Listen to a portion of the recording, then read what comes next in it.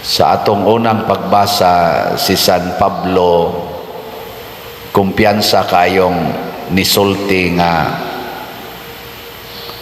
limpyo, matarong ang iyang kinabuhi. Pero wa siya moingong wa siya sala. Pero niingon siya, makaatubang gyud ko sa Ginoo kay matarong ang akong kinabuhi. Kanus aman ang usa ka makasasala mahimong matarong. Gilingay mong tupad ing na matarong ka. Ang tarong. Kaya ka na, klaro mo na, sadaan man kayo nagnaong. Ako sadaan sad ko. Kita ra ba usahay, dali kitang moingon nga ako di man jud ko kapugong, sadaan man gyud ko, nga manggitaw nga dili sadaan niya ato dayong dipinsahan ang atong sala. Ang importante di ay nga matarong ta sa matas Ginoo. Pareha bitaw anang kuan kanana ang nabang atong isulo ba nga sinina ba niya magisi sa mata sa normal nga tao, magsulob kag gisi nga sinina, karsones ba or short, dili na gina siya tarong nga pagkasulob, di ba? Hinoon karon na naman say gituyo gyud og gisi-gisi, mo na dili na gina tinarong. Unsa man atong buhaton, tapakan, imo ginang tapakan ang gisi. Nya mo nang naingon si Jesus, kundaan ang imong biste, imo fade naman na, ayaw pagtapak diha og bag-o. Kay kung katong bag-ong panapton mo imong itapak, mulahi man ang iyang color. So kinahanglan gyud nga nindot siya tan-awon. Kana bang muangay ra ba? Nya kanusa man na mahitabo nga kita daghag sa pero tarong ya puntas matas Ginoo kon matud pang San Pablo dili tamag hukom sa atong isig katao. Ayaw pakasad-a ang imong isig katao. Kay saad man sana ni Kristo, ayaw pakasad-a ang imong isig katao kay dili sad ka pakasad-on sa Ginoo. Lingiyay mong tupad ing na dili kadaling masuko sa inyo, ing na di kadali masuko. Nguban wa gyud mulingi suko kay gnaw. Mao na siya. Nganong masuko man ta kay ato nang gitagaag sala ang atong isig katao. Mao ni karon ang kalibutan naggubot na, gubat, halab sinawayay, siging hukom, sigig yung tulisok sa atong isig katao, siging tulisok, di na gani mo respeto, bisan pag-unsay imong ranggo, basta makapabor gani ko, tulisokon tagyog ka, insultohon ti ka, dauton ti ka, either dauton ti ka dihas publiko or sa aktual, personal, or sa social media. Kay ako gyud kang pakasad-on. Bisan pag-unsa na kagamay imong nabuhat nga kalapasan, padakuon ginanakog maayo kay ikaw gisadaan unya ako maoy tarong. Kana mo'y makapahimo natong saman bati sa matas Ginoo. Nya si San Pablo wa maghukom siyang isig katao kay sugo man na ni Kristo. Ang sunod niyang gibuhat aron mahimo siyang tarong sa matas Ginoo, niingon siya, ang Ginoo ray maghukom nako. Kitang tanan hukman ra gid tas Ginoo, way makaikyas bisan pagkadtong labing tinago. Ang Ginoo dili mo gamit og device nga haron mailhan ang atong heartbeat. Sige na tagkaot anang yuta kay gukuro natong heartbeat. Dili ana ang Ginoo. Kita kay Ginoo ang atong kasing-kasing. Sige, lain na sang lingi sa imong tupad ing na unsa ka roy nakita sa Ginoo sa imong kasing-kasing. Ana, Saban, hugaw o limpyo. Mao na mulimpyo ra sad ning atong kasing-kasing sa matas Ginoo, basta ang atong kasing-kasing atong ipa-align sa kasing-kasing ni Hesus og ni Maria. Ning alliance of two hearts ba? Atong i-align ug unsa may kasing-kasing ni Hesus og ni Maria, maluluyon sa mga makasasala.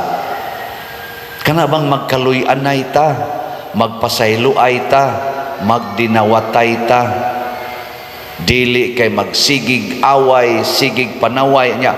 Ato ginang ibutang sa tungunahuna ang iyang sayop. Mao ginay sigihan atog balik-balik ang iyang sayop. Mga asawa nga ni aron dinhi og kanang naas online, kinsa ninyo ang dili gyud mohisgot sa sayop sa inyong bana kaniadto? Tasa kamot. Pulos gyud mong mga buangon, hugaw, kasing-kasing. Kada bang hinumduman gyud ba? Hinumduman og makahimo na sa karugamay sipit. Ikaw wa jud ka mausab. Sa una pagyud ka. Sige jud hinumdum pagkabatian na. Ayaw na hinumdumi. Ang Ginoo ray mahinumdum ana. Sige mga bana, kinsa ninyo ang di gyud mo hisgot sa apan sa inyong asawa kaniadto hangtod karon ta sa kamot. Parihara dem. Abisan ganing pari, nakahimulag sayop ang pari karong adlawa, karong higayuna kausa, nakapamabdos tingali. Sigihan naman ginani mong sige, bisag asa magbisa ang pari. Ingnon, ana sa ana. Sige gyud hunahuna. Naaman ay ko. Kapadersiano ko, klaro. Ana man kitay dili maayo nga binuhatan, pero ayaw hinumdumi, ayaw hukmi nga mao gyapon na siya karon kay duna tay constant renewal sa matas Ginoo. Ang iyang gusto matud pa niya bag-ong bino, bag-ong sudlanan. Sige gitag renew, sige renew mo nang ang Ginoo mo tan-aw siya sa atong renewal, di siya mo tan-aw sa atong kagahapon. Ang iyang tan-awon karon unsa may imong buhaton. Kung kagahapon manglibak ka, karon manglibak yapon ka. Zaway. Kung kagahapon di jud ka mo palit og slot, karon unsa man mopalit na ka. Kung kagahapon porti nimong laguta ng imong bana, karon moingon na ba kaniyang I love you? Kung kagahapon porti nimong saway ni Padersiano, karon moingon na ba ka okay na ko nimo padre? Sawan. Kung kagahapon hapit mo magpinatyanay, pwede na ba morong maglamanuhay? President Putin o Zelensky, pwede na ba mo magsabot-sabot? Hamas leaders o sa Israel, mga political leaders nato, mga kunuhay, mga tarong kaistanan, wala ba say mapili nato sa matas Ginoo? Pwede na batang magsabot-sabot, dili magsigig insultuhay, dili magsigi og inilaray? Inana ba aron makabot ang kahusay? Kay kinsa ra man gyud mohukom nato? Ang Ginoo. Nya matod para ba diri sa atong tubag sa Salmo? Unsa toy atong tubag sa Salmo?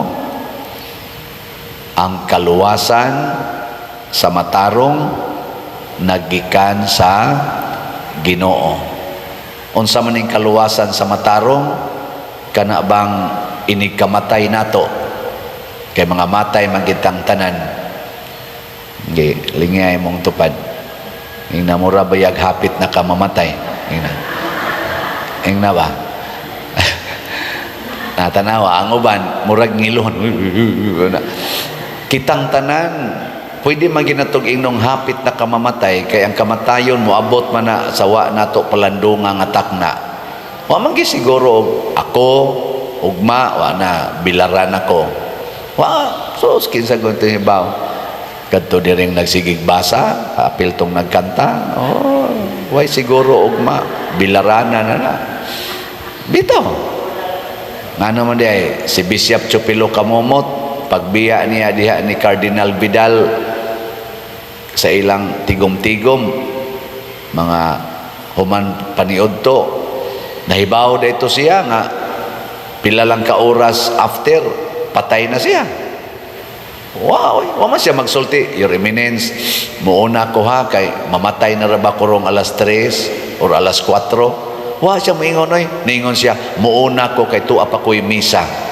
Oh, niya. Paglarga niya nakaabot siya siyang misa. Aw ingon sila nag-by location man to si Bishop Chupilo Kamomot, nakamisa gid siya didto.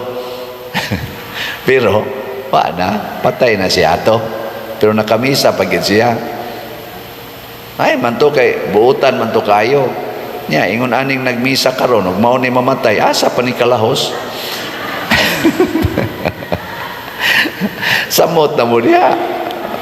Arang-arang tingin ang kasigig palit na tong slot kay murag makakuan gina, makalahos gina. Una kita do natay nindot kayo nga ang Cebu mo'y napilian karon sa 5th AACOM kaning Asian Apostolic Congress on Mercy karong October 14 to 19 anha sa IC3. Nindot kay ni siya kay matudluan kita sa divine mercy nga mga virtues. Mo na ato yung dasigon ato mga katawhan kamo mga devotees sa divine mercy or dili devotees, hala panambong mo pa-register karong kuana pangutan-ay nyo mga divine mercy nga communities unsaon pagpa-register. Gastuin na maunay worth spending for. Nya limited ra ba kay 2,500 ra ang kaning mo pwedeng maka-register. Na ako no naroy 2,075 na ang by record nga naka-register. So mga 425 na lang ang kuwang. Sige ha, mag-ilog ta ani og pa-register. 400 na lang, 25 ang kuwang. Nya whole Asia na. Kamong mga 6,000 ang registration. Pila ra gud nang 6,000 usara man gani na nato ka shopping bit-bit-bito na ba na natong 6,000 pero kung adto na nimo i-invest sa pagtambong nining 5 ka adlaw diin i-immerse kita sa divine mercy, hopefully mahimo na sadtang agents of mercy, kaluwasan sa mga makasasala. Nang nindot kayo ang ato mga activity sa simbahan gikan aning misa, rosaryo, mga debosyon. Gabi gisugda na nato ang atong mahuybis nga kaning prosesyon sa atong kaning patron San Vicente Ferrer. Nakakuyog ba mo? Nindot kayo usa ka oras gyud nga lakaw, hinay-hinay ng lakaw. Ang uban wag yun mo ingon ang uban nga nindot kay akong feeling kay mura kog nahiusan San Vicente. Ang gisulti hinon nawa akong panakit sa tuhod basta akong kuan kay murag na exercise ko nindot sa nila kay na exercise.